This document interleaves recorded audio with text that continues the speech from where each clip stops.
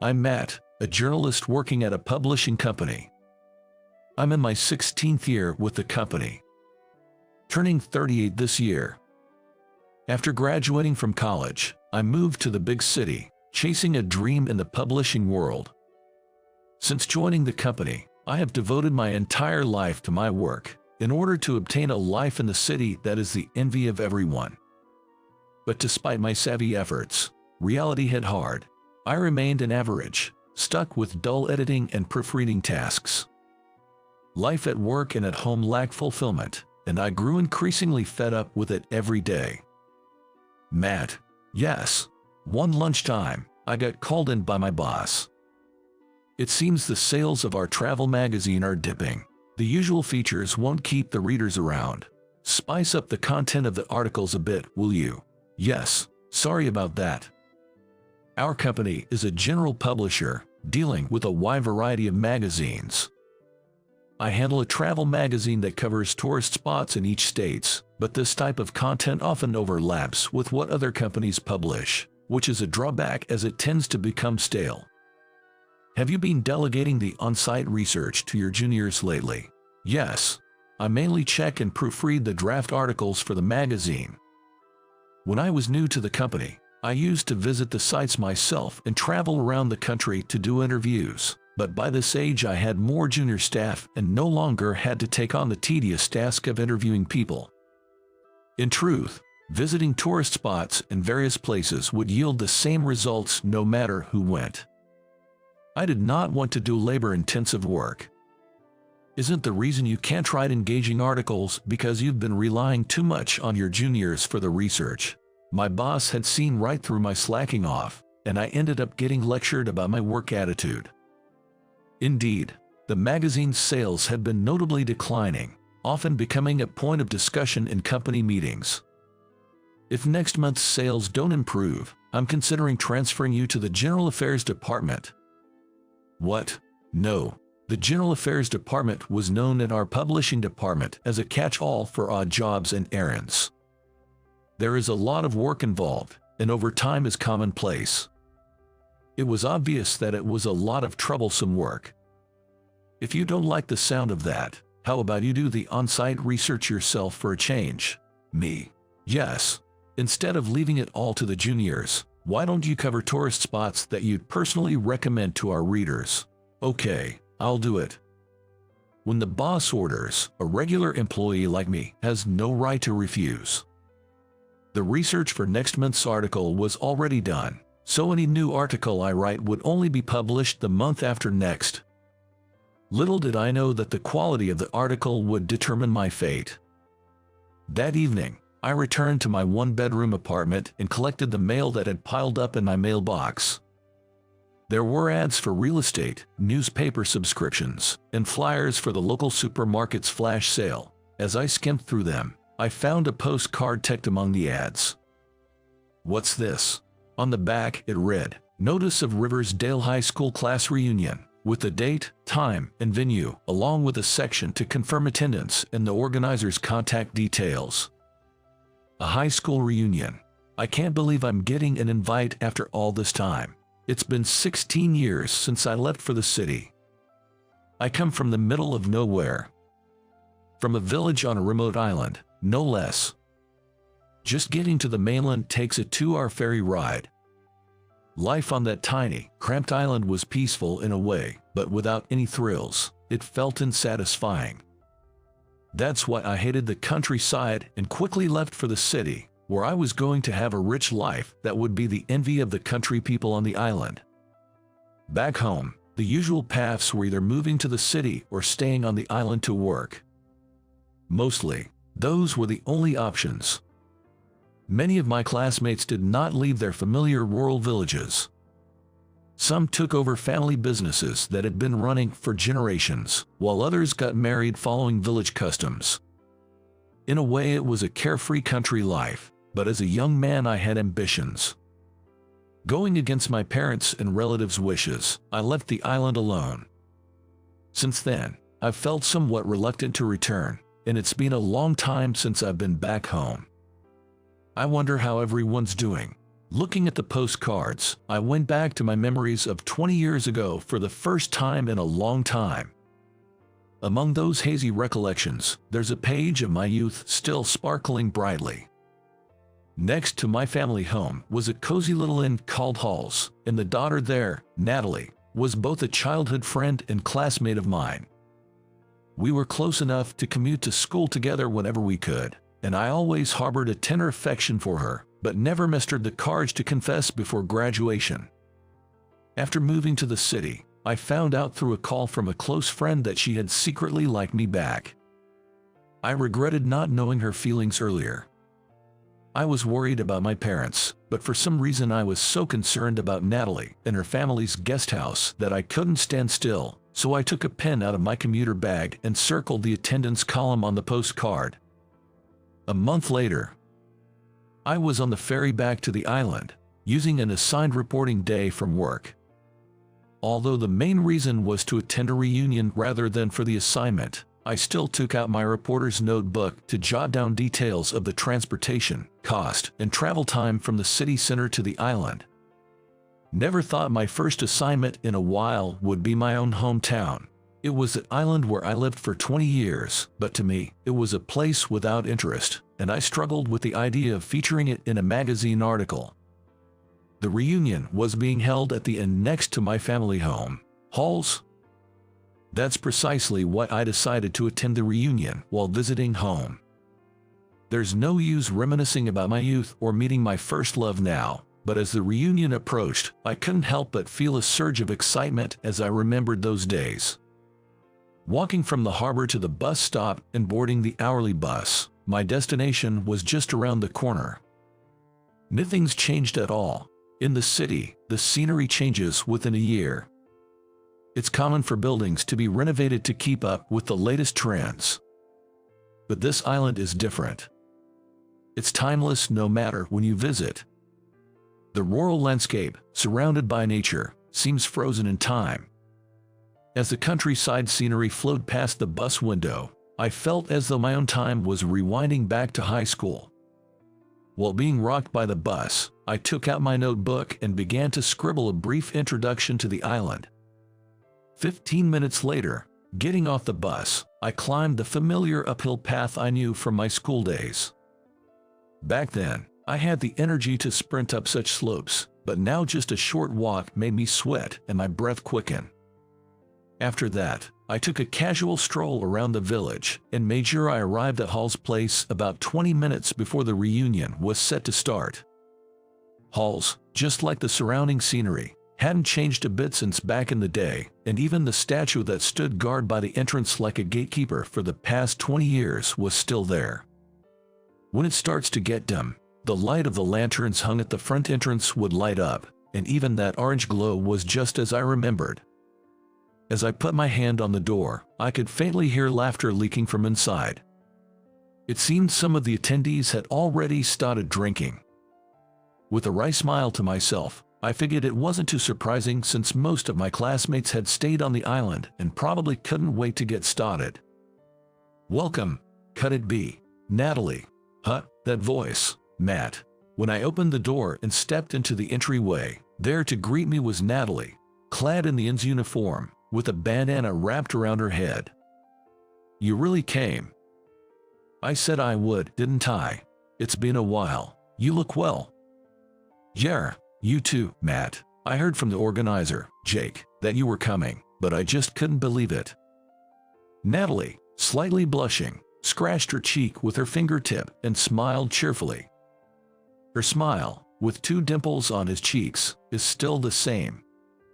"Thanks so much for coming all this way. It's not like I need to be thanked or anything." As I was caught off guard by Natalie's candid expression, a man dressed in the same uniform as Natalie came walking down the hall towards us. "Good evening. You must be Matt. Nice to meet you. I'm Bob, Natalie's husband." Yeah. Nice to meet you, Matt." I was suddenly snapped back to reality when I saw Natalie's neighbor greeting me. Natalie is married.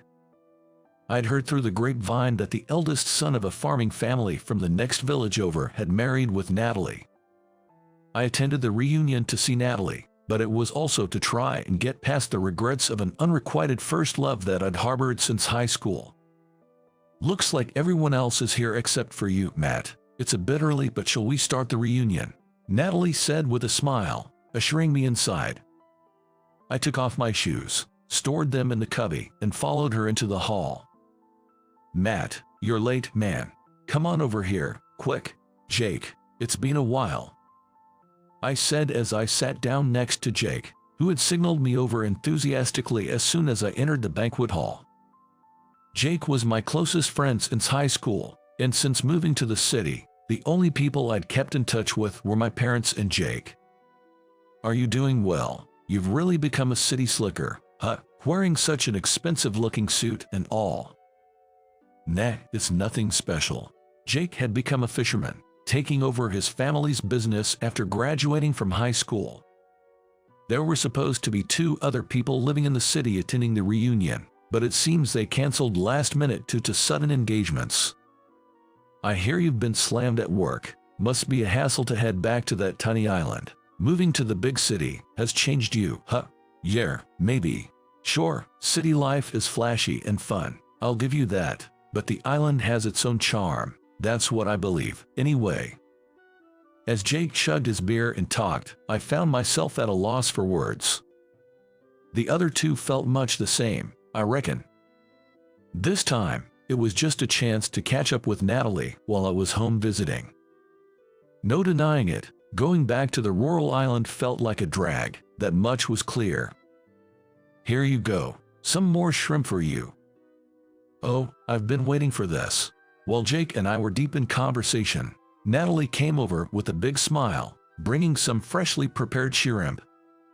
The table was loaded with luxurious plates of seafood, and the high school friends chat got even more lively. Despite criticizing my hometown as a boring backwater, reminiscing with friends made me strangely buoyant, and before I knew it, I felt my frustrations clearing away. Around these old classmates, I could relax. No need to put on airs. So, how are you doing these days? Me. Yeah, you, Matt. You must be doing well for yourself, right? Tell us some stories about the city. Natalie plopped down between Jake and me, and one by one, the others joined in the conversation. Before I knew it, I became the center of attention. I'm working at a publishing company now. It's busy work, but putting a magazine together with the whole team is pretty rewarding, I'd say.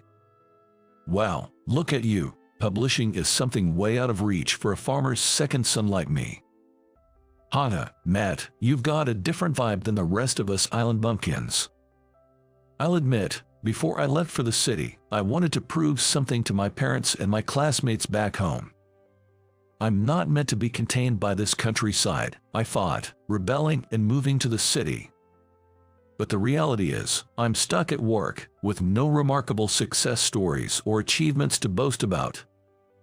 I used to brag about being respected by my juniors or being in the boss's good graces, getting dragged to business golf or nightly drinks, but that was all just to protect my pride.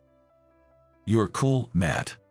What? All of a sudden, Natalie, sitting next to me, watched me with a smile, chuckling in her typical way. It wasn't just her smile, but her bright laughter and subtle thoughtfulness that were so characteristic of her. Matt, remember how you used to get lost in school all the time? Hey, don't bring that up. That was decades ago.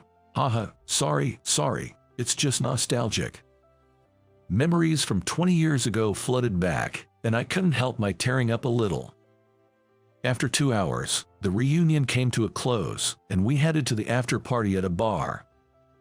Good job, everyone. You too. Natalie, aren't you coming to the after party? As classmates started to leave the venue, I noticed Natalie staying behind with her husband, Bob, at their family inn. When they finished cleaning up, I approached them. Hey, Matt, do you want to talk for a bit with me?